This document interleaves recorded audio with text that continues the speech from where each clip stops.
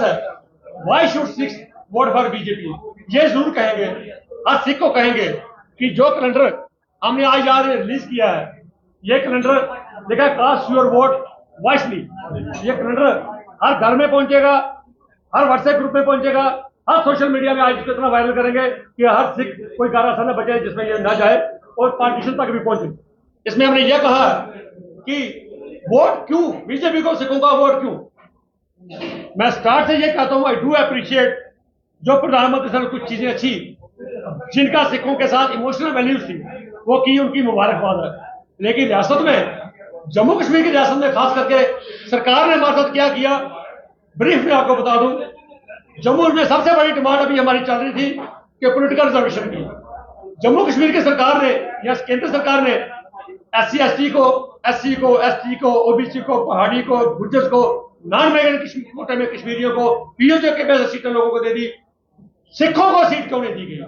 हमने delimitation commission के आगे भी अपनी डिमांड रखी, डिलिमिटेशन के बाद भी जो सिखों की मेजॉरिटी जो सीट थी उसको भी काट दिया गया, लेकिन सिखों को पॉलिटिकल रिजर्वेशन नहीं दी गई। उसके बाद SRO 425 कश्मीर का नॉन माइग्रेंट कोटे में से 3-3, 4-4 हजार पोस्टें कश्मीरी पंडितों को दी गई, सिखों को वहां से बाहर निकाल दिया गया। ठीक है, कश्मीरी पंडितों ने सफर किया, कोई डाउट नहीं, उनको मिलनी चाहिए, 3 की जगह 4 साल मिले, लेकिन सिखों ने भी सफर किया। अगर 250-300 कश्मीरी पंडित मरा, 200 से ऊपर सिख भी मरे, चिट्ठीसिंहपुरा में मारे गए, और जगह में मारे गए, उनका भी पॉलिटिकली, इकोनॉमिकली, सोशली उनका भी नुकसान हुआ। उनको क्यों नहीं रिजर्वेशन, उनको जॉब में रिजर्वेशन क्यों नहीं। और जम्मू कश्मीर में जो सबसे बड़ा धक्का हमारे साथ सरकार ने किया, जो ये कह के आई थी सबका साथ सबका विश्वास, हमारी पंजाबी मां बोली पंजाबी को J&K UT official language bill में से बाहर निकाल दिया गया। इसके लिए कोई सिख किसी इस बीजेपी सरकार को माफ नहीं करेगा।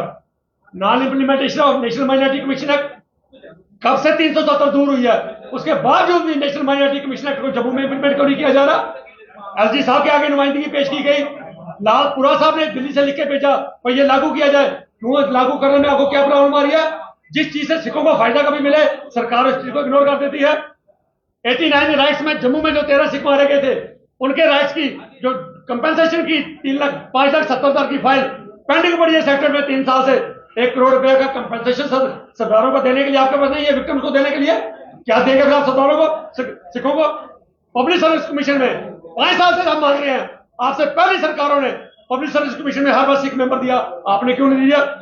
कभी किसी जम्मू की हाई कोर्ट में, कभी किसी हमारे इतने नॉन इंटरेक्टेबल एडवोकेट रहे, कभी आपने जज के लिए कभी किसी को कंसल्ट नहीं किया। हमारे IPS कैडर के जो सीनियर मोस्ट अफसर हैं, सीनियरिटी में जिन टॉप पे आते हैं, कभी किसी को डिस्ट्रिक्ट हेडक्वार्टर नहीं दिया गया, अटैच कर दिया गया।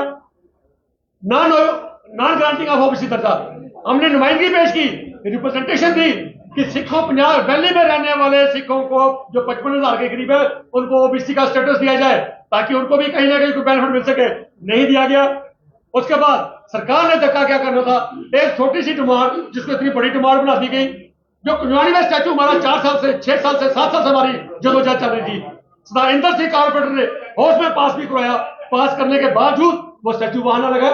हमारा राजपूत भाइयों के साथ, हमारा कविंद्र गुप्ता जी के साथ बैठ के फैसला हुआ, चिट्ठियां मेरे पास पड़ी हैं, पर वहां पर गुलाब सिंह जी का जो रियासत के महाराजा थे उनका वहां पर राज द्वार बनाएंगे और स्टैचू लगाएंगे, वो लग गया। हमारे स्टैचू क्यों, ऐसा क्या हुआ कि कुंजवानी से उठाकर उसको हाउस ब्रिज पे लगा दिया गया, वो आज भी में सेट नहीं है। जब तक वो स्टैचू कुंजवानी में नहीं लगेगा, हर सिख को वोट डालने से पहले सोचना चाहिए कि छोटे मुद्दे पे हमें स्ट्रगल करनी पड़ती है। उसके बाद POJ से जो सिख वहां से माइग्रेशन करके आए, जो पार्लियामेंट्री स्टैंडिंग कमेटी ने जिसके हेड वेंकैया नायडू जी थे, उन्होंने पार्लियामेंट में 22 दिसंबर 2014 को रिपोर्ट सबमिट की जिसमें यह कहा गया कि POJ के जो लोग आए उनको 30-30 लाख रुपए का वन टाइम इंटरवल लीव दिया जाए। लेकिन 5.5 लाख देके आपने बंद कर दिया। क्यों, आपने अपनी पार्टी के ही हेड को जो उसकी रिकमेंडेशन को नहीं माना।